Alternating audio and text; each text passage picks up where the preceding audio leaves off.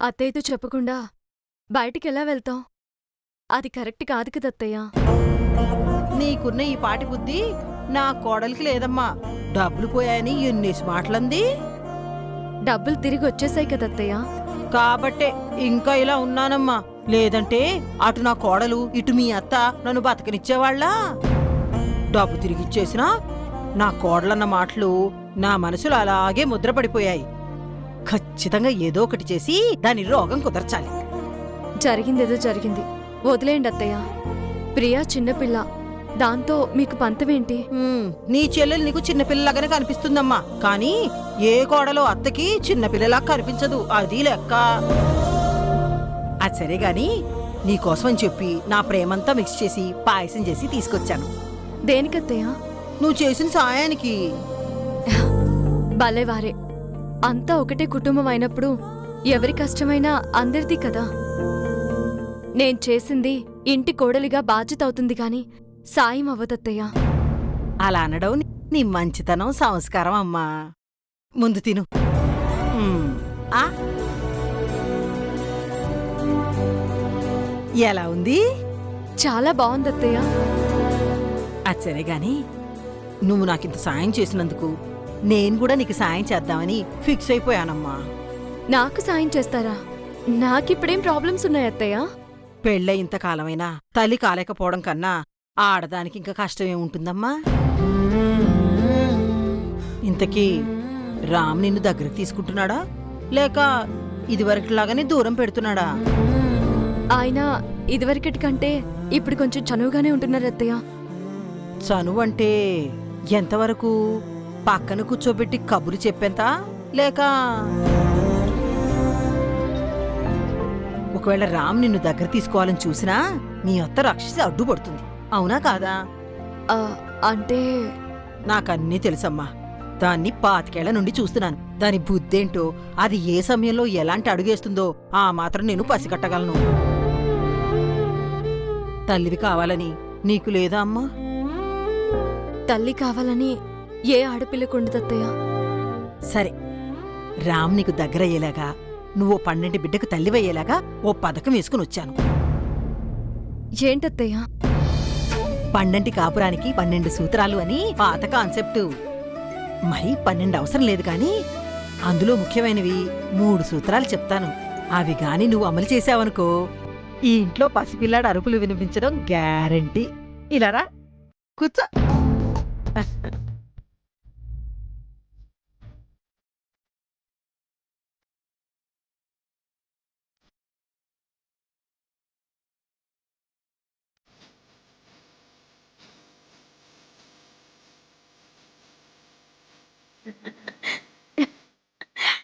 సిగ్గుపట్టం కాదు, తొందరపడు. రామ్ ఆఫీస్ నుంచి రాగానే అప్లై చెయ్యి. చెయ్యొచ్చు, కానీ ఇంట్లో అత్తయ్య మామయ్య అందరూ ఉండగా.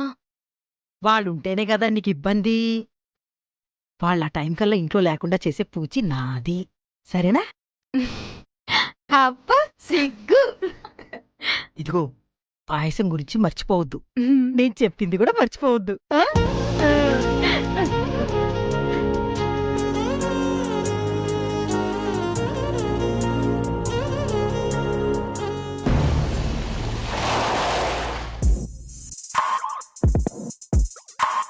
ఇదే ఆంటీ నా ఆఫీస్. సరేనమ్మా, ఉంటాం. అదేంటి ఆంటీ? ఇంకేంటి? నా ఆఫీస్ వరకు నాకు లిఫ్ట్ ఇచ్చారు. కనీసం నా ఆఫీస్ లోపలికొచ్చి ఒక కాఫీ అయినా తాక్కుండా మిమ్మల్ని ఎలా పంపిస్తాననుకున్నారు? లోపలికి రండి ఆంటీ. వద్దులేమ్మా, క్యాబ్ కదా. ఎలాగో ఫ్రెండ్స్ అయ్యాం కదా, మీ ఆఫీస్ అడ్రస్ కూడా తెలిసింది. మళ్ళీ నెక్స్ట్ టైం ఎప్పుడైనా వస్తామండి. Nothing doing. తర్వాత మీరు ఎప్పుడైనా రండి. ఇప్పుడు మాత్రం నా కోసం రండి ప్లీజ్. కావాలంటే మిమ్మల్ని నా కంపెనీ కారిచ్చి నేను పంపిస్తాను. కాదనకండి ఆంటీ ప్లీజ్. మరీ మోమాట పెట్టేస్తున్నావమ్మా. ఓకే రండి.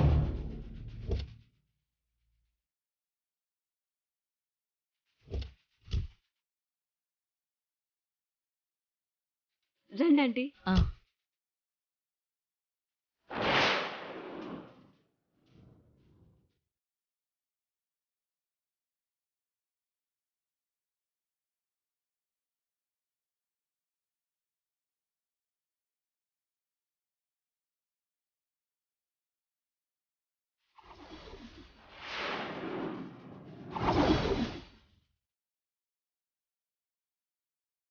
ఫ్యాషన్ డిజైనింగ్ ఆఫీస్ అంటే రోడ్డు వైపు చిన్న షటర్ అనుకున్నాం. కార్పొరేట్ ఆఫీస్ స్థాయిలో ఉందా ఆంటీ? అవును, ఈ అమ్మాయి బాగా సౌండ్ అనుకుంటా. రండి ఆంటీ. ఆ,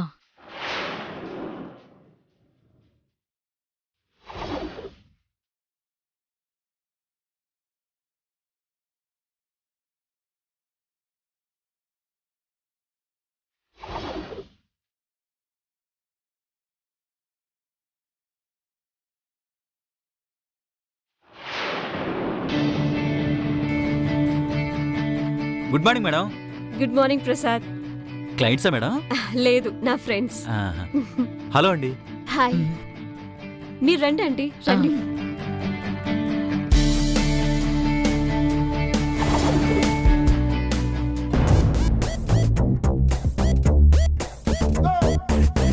ఏమయ్య ప్రసాదం, ఆ ఫైల్ సంగతి చూడవా అంటే ఇక్కడ నుంచో నేను చేస్తున్నావు. మేడం గారు వస్తే గుడ్ మార్నింగ్ చెప్తున్నానండి. అన్నట్టు ఆవిడతో పాటు 2 లేడీస్ కూడా వచ్చారు. లేడీసా? ఎవరంట? ఫ్రెండ్స్ అంటండి. ఆంటీ, కాఫీ తీసుకోండి.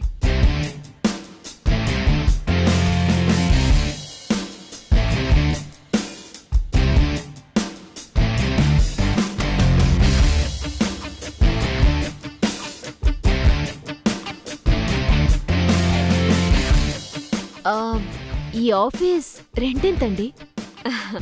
రెంటేం కాదండి, ఇది నా ఓన్ ఆఫీస్. అంటే సొంతమా? ఇదొకటే ఏంటంటే సిటీలో ఇలాంటివి 10 కమర్షియల్ కాంప్లెక్సెస్ ఉన్నాయి. ఓ, అయితే మీరు బాగా ఉన్నవాళ్ళన్నమాట. అవునమ్మా, చూడ్డానికి లక్షణంగా ఉన్నావు. ఎంత ఆస్తున్నా ఏమాత్రం గర్వం లేకుండా సింపుల్గా ఉన్నావు. నీకు పెళ్ళైందమ్మా? ఇంకా లేదాంటీ. ఏ ఏ అంటే మంచి అబ్బాయిని చూసుకోవాలి కదా. నువ్వేనాయమమ్మా, చిన్న వయసైనా గాని పెళ్లి గురించి ఎలాంటివాడు కావాలో ఆలోచిస్తున్నావు. హ, మేము చేసుకున్నాం ఆలోచన పాలోచన లేకుండా ఓ సంబంధం. ఎవరి గురించి ఆంటీ? హ, ఎందుకులేమ్మా, కడుపు చించుకుంటే కాళ్ల మీద పడుతుంది. మంచి అబ్బాయి అంటున్నారు, అలాంటి వాళ్ళెవరైనా కలిసారా? అంటే సిటీలో లవ్ అది ఉంటుంది కదా. అంటే ప్రియా, ఏం నువ్వు?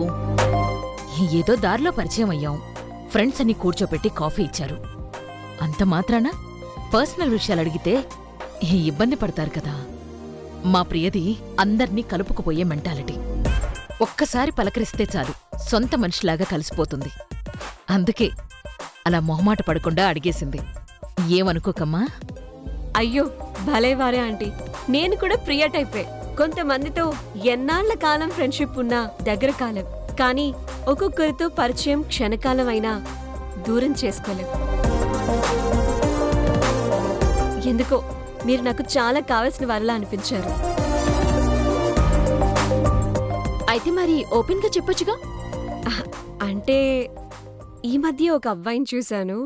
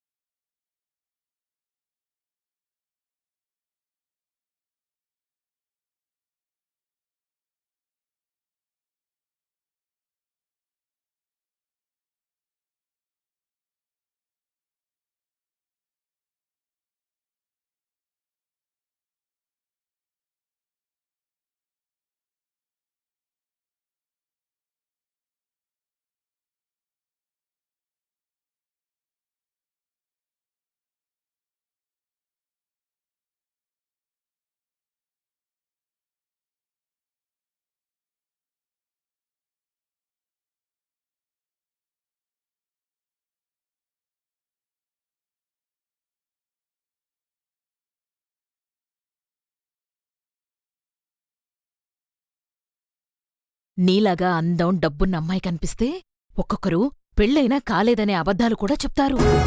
అవునా? అలాంటి వాళ్ళు కూడా ఉంటారా? చూసారా మీరెంత అమాయకంగా ఉన్నారో. అందుకే నువ్వు ప్రేమించిన అబ్బాయి ఇక్కడే ఉన్నాడన్నావు కాబట్టి ఒకసారి ఇక్కడికి రమ్మను, నేను మాట్లాడతాను. సరే ఆంటీ.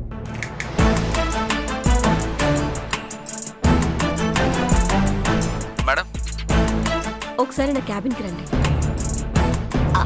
అయ్యో ఓ షిట్.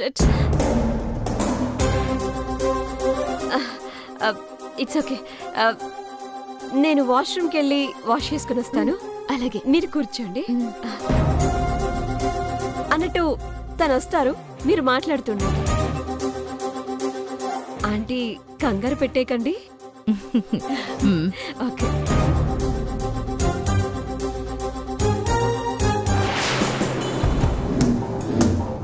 ఏమైంది మేడం? కాఫీ ఒలిగింది. లోపల మా ఆంటీ వాళ్ళు ఉన్నారు. నేను వెళ్ళి వాష్ చేసుకుని వస్తాను. నువ్వు వెళ్ళి ఆంటీ వాళ్ళతో మాట్లాడు. దాహం ఏముంది మేడం, మీరు రిలాక్స్గా ఉండండి. నేను వాళ్ళ కంపెనీ ఇస్తాను కదా. థ్యాంక్స్.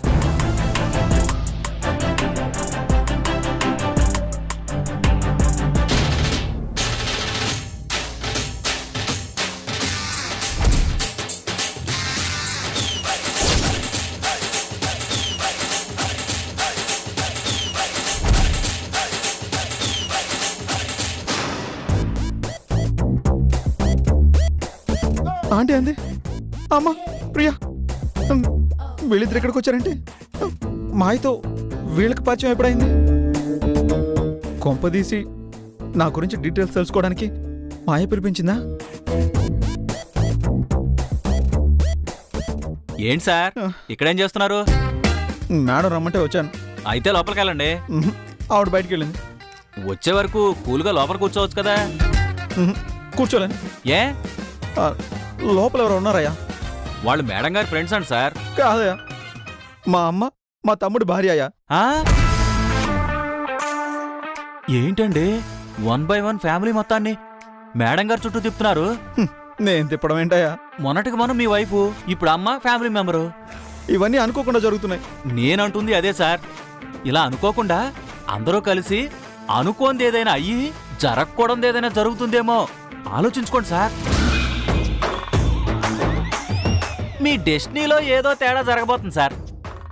ఏమయ్యా, నేను అసలు టెన్షన్లో ఉన్నాను, నన్ను భయపెట్టుకో. ఇదిగో నేను నా క్యాబిన్కి వెళ్తాను. మేడం గారు అడిగితే నేను లేనని చెప్పు, సరేనా? పో, పో, పో, పో, వెళ్ళు. సార్ సార్ సార్ వెళ్ళు. సార్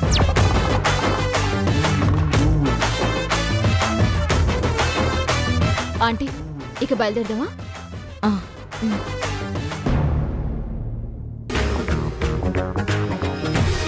ఇంక మేం బయలుదేరతామమ్మా. అవునా ఆంటీ, ఆయన వచ్చారు కదా, ఎలా ఉన్నారు? బాగున్నారా? ఏమైనా మాట్లాడారా? ఇక్కడికి ఎవరూ రాలేదే. రాకపోవడం ఏంటి? నేను తనని లోపలికి రమ్మని చెప్పి వాష్రూమ్కి వెళ్ళానే. ఒక్క నిమిషం ఆంటీ. ప్రసాద్, ఏంటి మేడం? రామ్ ఆఫీస్లో లేడా? ఎందుకు లేరు మేడం, తన క్యాబిన్లోనే ఉన్నారు. సరే నువ్వు వెళ్ళు. రండి ఆంటీ, నేనే పరిచయం చేస్తాను.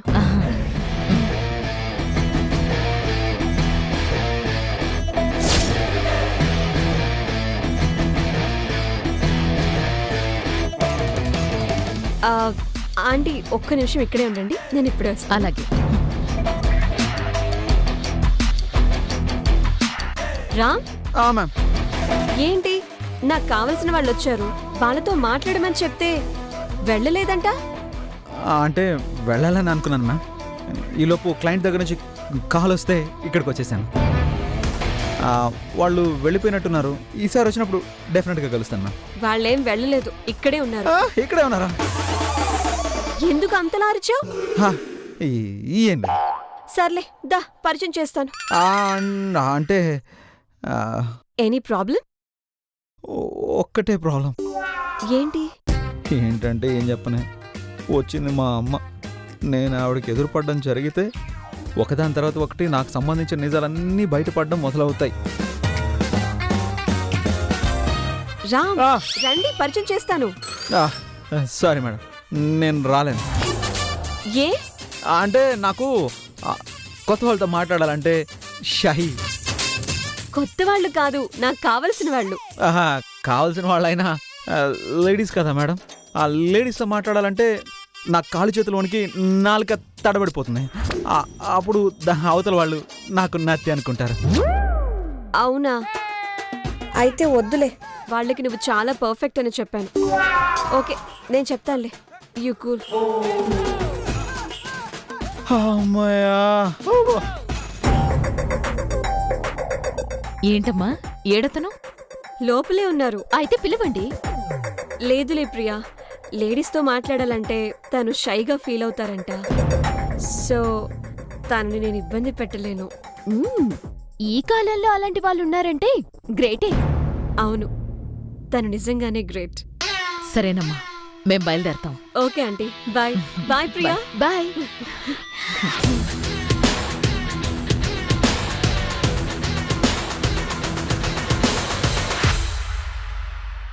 అమ్మా, భగవంతుడా, నేనేం పాపం చేశానయ్యా? రోజుకొక క్యారెక్టర్ని మాయకి ఎదురుపడేలా చేసి నాకు టెన్షన్ పెడుతున్నావు. ఏం పాపం చేశారా? మీరు చేసినవన్నీ పాపాలేనండి. నేనేం పాపం చేశాను ప్రసాదం? మీకు పెళ్ళైనా కాలేదని మేడం గారికి అబద్ధం చెప్పడం పాపం కదా? గుళ్ళో గొడవ పడింది, మీ భార్య అని తెలిసి కూడా మేడం గారికి క్షమాపణ చెప్పించకపోవడం పాపం కదా? ఆవిడ మిమ్మల్ని నమ్మి తనను అవమానించిన ఆవిడ అడ్రస్ కనుక్కోమంటే నిజంగా వెతుకుతున్నట్టు బిళ్ళప్పిస్తూ మాయా మేడం గారిని నమ్మించడం మోసం కదా? మీరు అబద్ధాలు చెప్తే చెప్పారు, మోసాలు చేస్తే చేశారు, కానీ నిజాయితీ పరుణ్ణి, హరిశ్చంద్రుడి వంశంలో పుట్టినవాణ్ణి, మీ గురించి అన్ని నిజాలు తెలిసినా బయటికి చెప్పనీయకుండా నన్ను బ్లాక్మెయిల్ చేయడం మోసం కదా? చెప్పండి. ఇలా వరుస పెట్టి కౌంట్ చేసుకుంటూ పోతే మీరు చేసినవన్నీ మోసాలు, పాపాలే సార్. నీళ్ళు తాగు.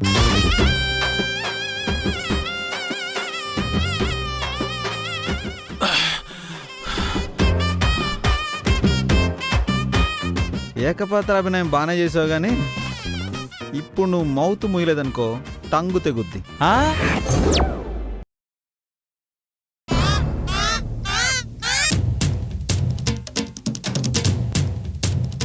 మనిషి అయి పుట్టిన తర్వాత కాస్తంతైనా సిగ్గు శరం ఉండాలి. సిగ్గు శర్మ ఎరా శివా, మీ అమ్మ ఎవరిని తిడుతుందిరా? నిన్నే. ఆ? నన్ను కాదురా, అలాంటి క్వాలిటీస్ నా దగ్గర లేవు కదా. మీ అమ్మకు బాగా తెలుసుగా. పుట్టింది మగ పుట్టికైనా రోషం పౌరుషం లేకుండా పోయే. ఇదిగో ఓకే, నువ్వు ఎవరిని తిడుతున్నావో కాస్త క్లారిటీ ఇచ్చి తిట్టవే. లేకపోతే ఏ డైలాగ్ ఎవరికో, ఏ తిట్టు ఎవరికో తెలియక కన్ఫ్యూజ్ అయిపోతున్నావే. నేను తిడుతోంది మీ ఇద్దరిని.